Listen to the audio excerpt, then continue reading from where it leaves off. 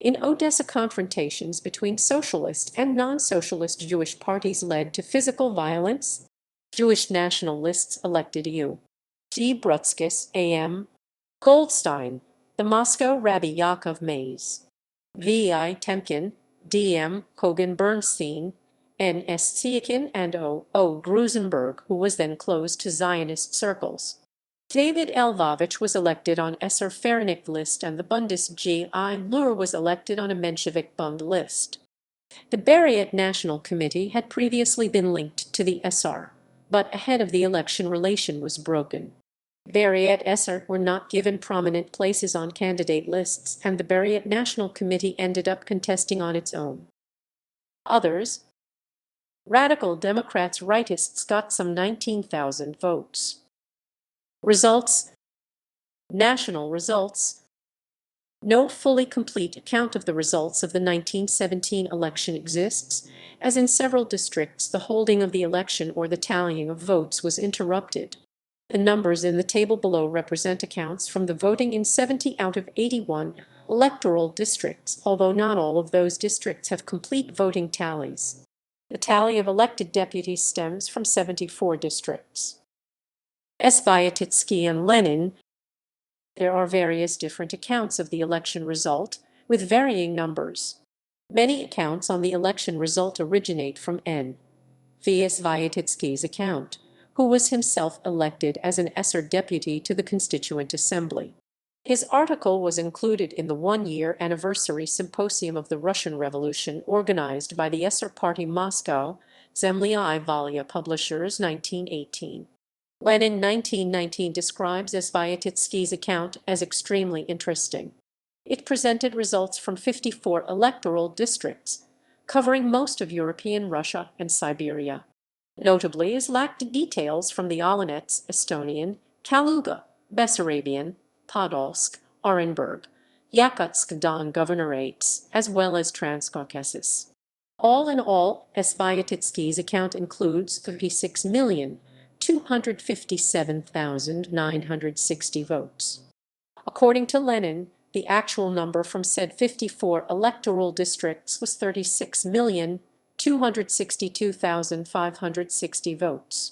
But Lenin reaffirms that between Sviatitsky's article and his account, the number of votes cast by party is largely identical.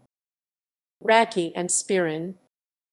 More recent studies often use Sviatitsky's 1918 account as their starting point for further elaboration. L.M. Spirin 1987 uses local newspapers in Russian, Belarusian, and Ukrainian archival holdings to supplement Sviatitsky, whereas U.S. historian Oliver Henry Radke predominantly uses local newspapers as sources. According to Rabinovich 2016, Spirin's account is the most complete. According to Arato 2017, U.S. scholar Radke is the most serious historian on the 1917 election. Radke uses a number of broad categories in presenting the result party-wise, as are sometimes distinguished between left/right, Bolsheviks, Mensheviks, sometimes divided between Menshevik internationalists and right-wing pro-war Mensheviks, other socialists with subcategories cadets, special interests including subcategories peasants, landowners, deputies elected. Ballots.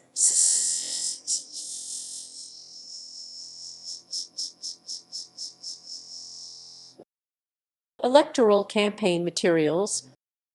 Dissolution of Constituent Assembly by Bolsheviks. The All-Russian Constituent Assembly Vysoроссийsko Akreditlo Sobranie, Vysoроссийskoy Akreditloy Sobranie convened for 13 hours from 4 p.m. to 5 a.m. 18-19 January OS, 5-6 January 1918, whereupon it was dissolved by the All-Russian Central Executive Committee